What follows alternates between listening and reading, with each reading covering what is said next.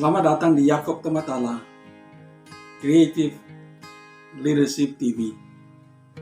Kita masih dalam percakapan tentang creative entrepreneur. Sekarang kita masuk kepada bagian yang ketiga, yaitu membangun kapasitas menjadi entrepreneur rohani. Membangun kapasitas menjadi entrepreneur rohani. Firman Tuhan yang terambil dari Kejadian 18 ayat 19 menegaskan,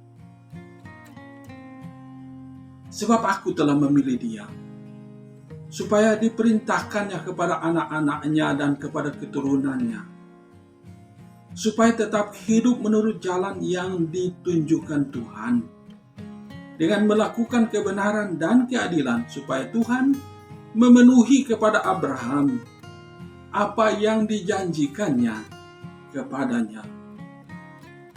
Dari sini kita bisa melihat bahwa implikasi penting dari kebenaran sabda ini adalah bahwa entrepreneur rohani ditetapkan untuk melakukan kebenaran, keadilan, dan membawa sejahtera generasi lepas generasi. Karena itu, tatkala kita berbicara tentang membangun kapasitas menjadi entrepreneur rohani yang dapat menjadi berkat dengan menghadirkan keadilan dan sejahtera berdasarkan kebenaran, kita awali dengan bagian yang pertama, yaitu pemberani yang andal berpikir unggul. Pemberani yang andal berpikir unggul. Indikator penting dari seorang entrepreneur ialah bahwa ia memiliki kemandirian dengan keberanian untuk berpikir unggul yang nanti berimbas kepada bersikap unggul dan bertindak unggul. Kita mulai dari aspek yang pertama. Pemberani yang berani mengubah paradigma, yang berani berubah dengan mencipta pikiran baru, menghasilkan keyakinan, kepercayaan, sikap, dan kebiasaan baru untuk mengantisipasi dan menyongsong perubahan dengan kreasi serta inovasi, mencipta upaya kerja, lapangan kerja, usaha kerja yang membuka dan menyiapkan peluang dan kesempatan untuk berkiprah bagi diri dan banyak orang. Kemudian, ia haruslah pemberani yang memiliki pikiran hebat. Entrepreneur yang adalah pribadi mandiri. Ia harus membuktikan diri sebagai pemberani yang berani membangun, mencari dan memiliki pikiran-pikiran baru yang hebat. Peter Sinclair mengatakan bahwa suatu kehidupan yang hebat adalah puncak dari pikiran-pikiran yang hebat, disertai tindakan-tindakan hebat. Jadi, kehidupan yang hebat didasarkan atas pikiran-pikiran yang hebat, sebagai landasan untuk tindakan-tindakan hebat yang besar, yang luar biasa. Nah, karena itu, pemberani yang memiliki pikiran hebat, yaitu entrepreneur rohani, dia haruslah pribadi yang berani mengupayakan kecakapan entrepreneur, sehingga olehnya dia berani bersikap mandiri, berpikir besar, menggunakan pikiran-pikiran hebat untuk bertindak hebat, yang olehnya dia akan ada di depan tanpa terkejar. Dia tidak harus menempatkan diri, tetapi dia pasti berada di depan. Dia pasti berada di atas tanpa berupaya mengatas-ataskan diri. Serta dia mampu mengatasi kerumitan dan andal mengubah masalah dan kesempatan menjadi apa yang kita sebut cash. Sehingga olehnya kita lihat ada keandalan mengubah masalah, mengubah kesempatan yang melibatkan benda dan atau jasa menjadi cash. Sehingga olehnya dia menunjukkan bahwa dia adalah pribadi kreatif inovatif yang selalu ada di depan. Pada tahun 1850, tokoh terkenal Levi Strauss yang kita kenal dengan celana blue jeans, tatkala dia datang untuk mengupayakan pertambangan emas, ternyata dia gagal secara total. Tetapi dalam kegagalan itu dia kemudian melihat bagaimana dia mencipta kesempatan dari kegagalan, yaitu menyiapkan celana yang dapat dipakai, pakaian kerja yang dapat dipakai oleh para penambang, sehingga dia mencipta apa yang kita kenal dengan celana Levi's atau blue jeans yang ada sekarang ini. Itu contoh bagaimana seorang pemberani yang berusaha untuk mulai dari nol kepada ada. Kemudian yang ketiga, pemberani yang andal berpikir unggul menandakan bahwa ia berani berpikiran kreatif inovatif. Di sini pemberani yang berani berpikir kreatif inovatif menjelaskan bahwa dia andal berpikir kemungkinan. Jadi ada padanya possibility thinking yang memberikan kadar keberanian untuk menjadi pemilik masa depan. Karena olehnya ia tidak kenal takut untuk berpikir kreatif inovatif sebagai seorang kreator inovator yang menemukan hal baru dengan mencari segala kemungkinan guna melahirkan ide-ide baru yang segar dan relevan untuk diterapkan pada kekinian di mana dia berada. Nah, karena itu, entrepreneur rohani yang adalah pemberani yang berpikiran inovatif, dia menandakan ciri-ciri berikut. Pertama, dia tidak takut berpikir besar, bermimpi besar, berpikir kemungkinan, menjelajahi dunia dan cakrawala untuk menemukan ide-ide baru yang segar untuk diterapkan pada masa kini yang menjadi dasar bagi keberhasilan kerja. Kemudian dia tidak takut menjadi entrepreneur mandiri, tidak takut bertindak, mencari, dan menemukan ide usaha yang asli dan otentik dari apa yang ada guna mencapai keberhasilan baru. Dalam kaitan ini, Mark Twain berkata, orang dengan ide baru adalah orang aneh sampai ide itu berhasil. Nah, kita lihat pada aspek atau sisi yang keempat, pemberani yang andal berpikir unggul selalu menemukan usaha yang asli dan otentik. Yang indikatornya adalah dia menemukan dari apa yang ada. Temuannya adalah bagus, dapat dijual karena marketable, sesuai dengan kepribadian penemu. Dia menyenangi, menyukainya, sesuai dengan tingkat keahlian, minat, keunikan, dan kemudahan akses dan mudah dikerjakan.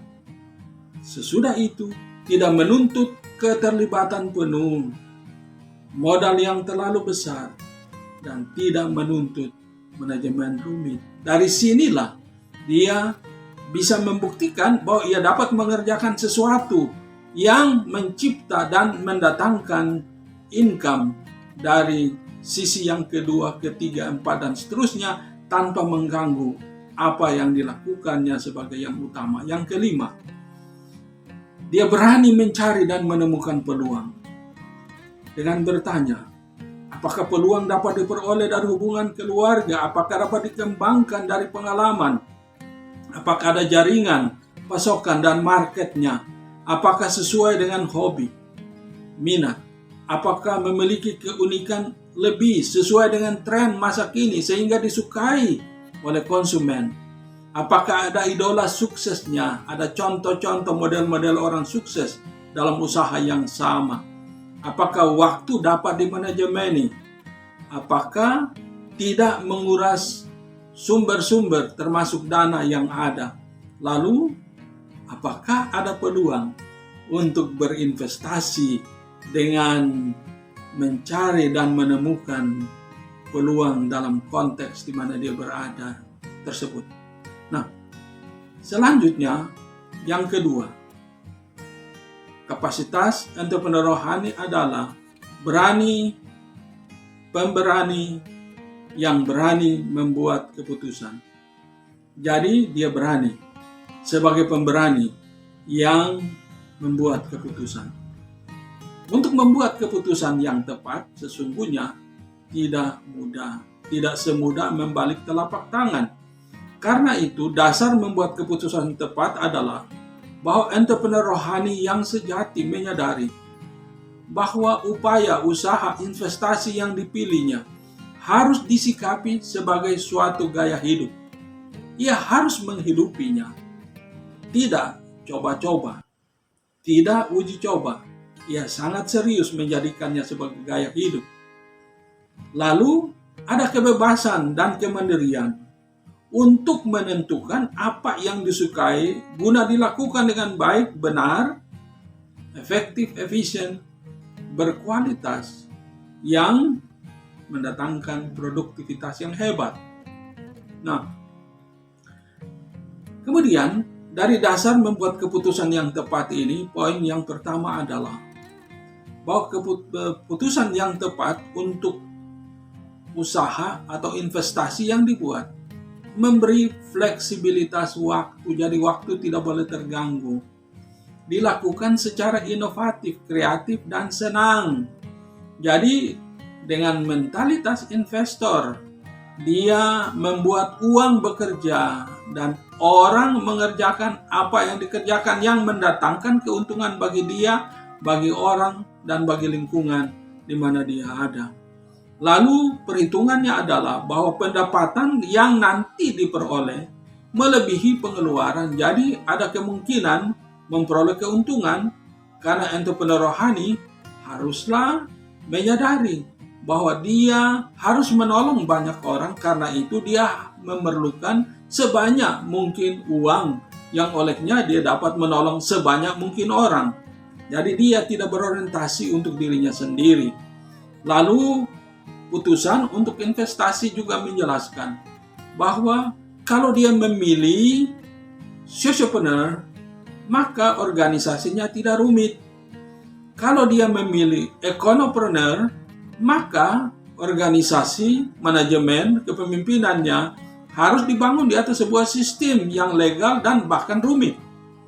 Nah, sekarang aspek yang lain, aspek yang kelima adalah dasar keputusan tepat menjelaskan bahwa dia memahami tentang manajemen yang tercipta secara otomatis dan atau fleksibel atau dikerjakan oleh orang ahli guna membangun upaya atau investasi yang econopreneur seperti yang saya jelaskan tadi. Nah, kemudian yang keenam, manajemen keuangannya dilakukan dengan penuh perencanaan dan perhitungan serta kehati-hatian. Sesudah itu dia menangani tanggung jawab legal secara bijak dan menguntungkan. Dia tidak memanipulasi pajak kalau usahanya menuntut pembayaran pajak, tetapi dia menyikapinya sebegitu rupa dengan mempelajari perundangan tentang pajak guna memenuhi tanggung jawab legalnya secara benar untuk menggambarkan dia bertanggung jawab sebagai entrepreneur rohani. Sesudah itu dia berani dan dapat serta mampu merekayasa pemasaran yang sesuai dengan kebutuhan konteks. Lalu pada gilirannya profilnya harus sederhana dan menarik, memenuhi kebutuhan dan memuaskan kebutuhan konsumen.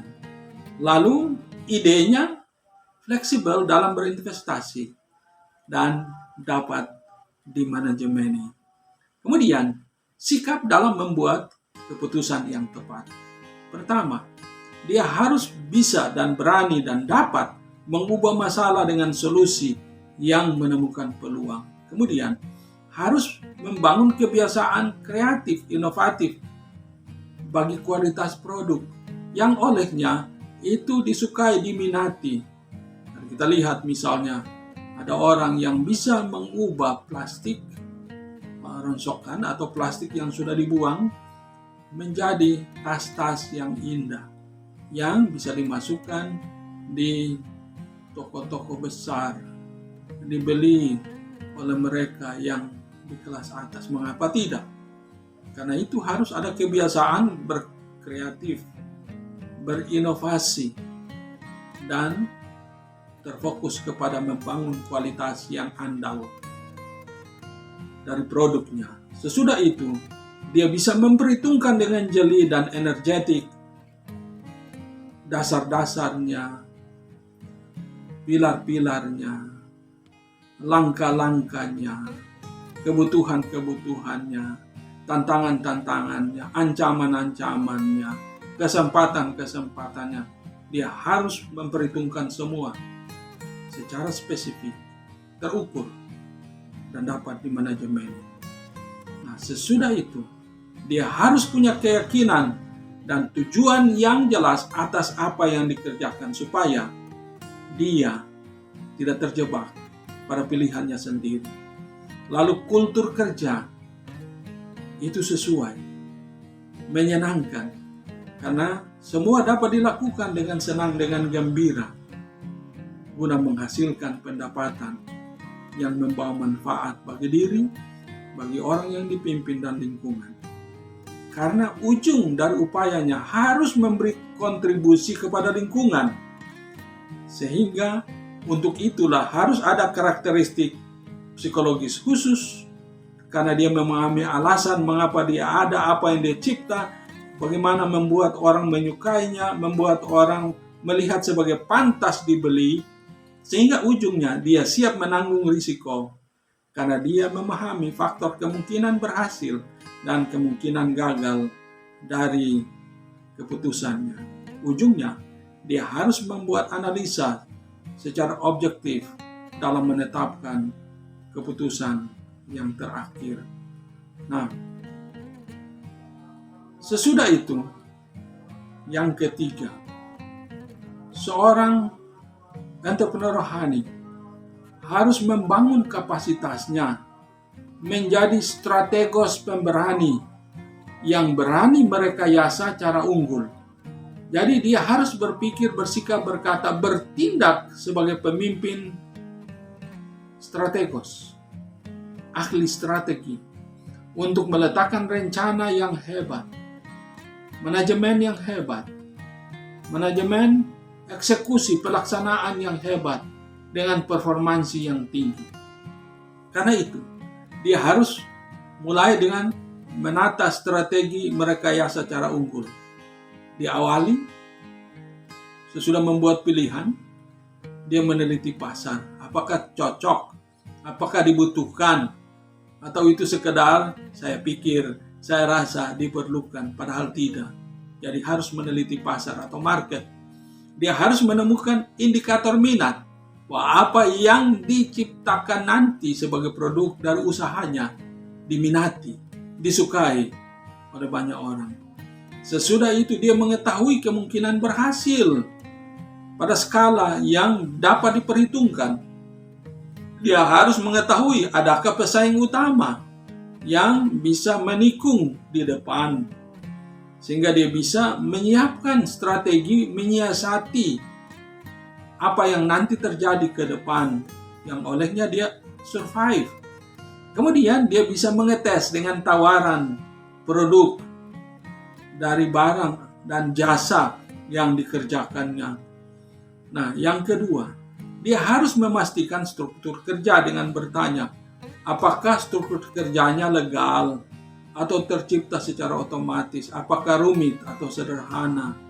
Kemudian, ingatlah bahwa setiap pilihan yang dilakukannya berimbas kepada tanggung jawab legal. Karena itu, dia harus memahami kegunaan struktur kerja bagi ketahanan dan keberlangsungan usaha. Jadi harus memperhitungkan sustainability dari usaha yang dikerjakannya. Sehingga dia harus dapat menghitung secara setepat mungkin kemungkinan untung rugi, kuat lemah, bertahan dan tidaknya dari apa yang dilakukannya. Kemudian dia menetapkan pilihan. dengan memilih apa yang telah ditetapkan sebagai punya kemungkinan besar untuk berhasil. Lalu dia mempertahankan unsur-unsur yang menjelaskan bahwa di balik semua tindakannya ada kemampuan menyesuaikan diri dengan kebutuhan dan situasi. Ada kemampuan untuk membuat langkahnya tidak terbaca.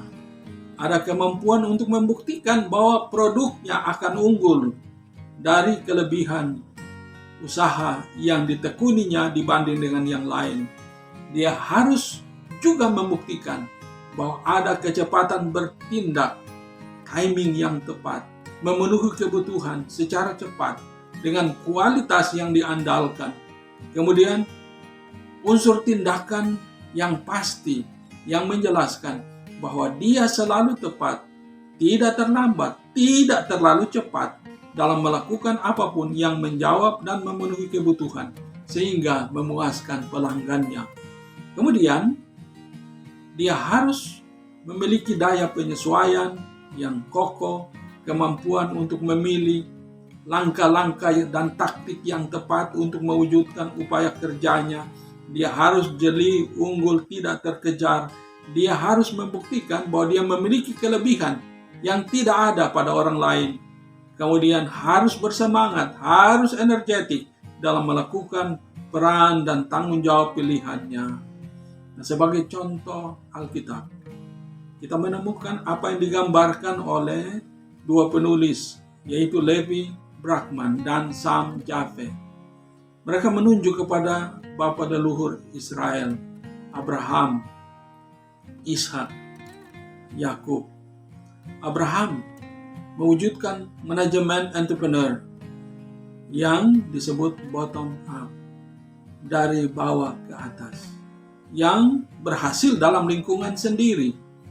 Kemudian Ishak, dia belajar dari apa yang dilakukan ayahnya, dan dia manajemeni dari atas ke bawah, top down, yang menerapkan sistem yang lebih maju dari ayahnya Abraham.